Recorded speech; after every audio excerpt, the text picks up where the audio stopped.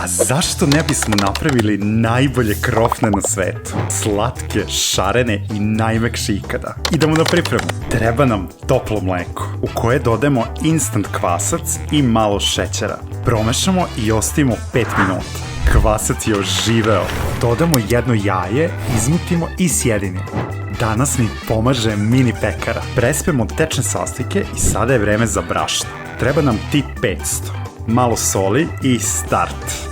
Mesimo 15 minuta. Zatim dodajemo omekšali puter i mesimo još 10 minuta dok se sve lepo ne sjedini. Sada nam treba veća posuda koju ćemo da naprskamo Lidlovim uljem u spreju. I sada prebacimo naše testo u nauljenu posudu. Prekrijemo folijom i ostavimo da kisne. Pogledajte koliko je naraslo.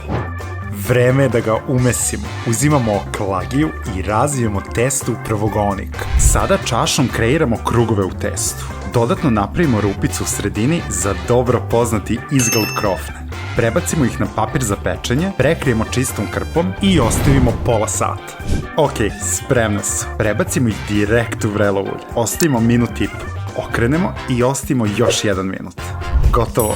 Prebacimo na ubrus. A sada dekoracije. Prvo šećerna glazura, pripremimo je po uputstvu i umočimo krofnu. Savršeno. A tu su i šarene boje za crtanje, kao i čokoladne mrvice. Prijetno.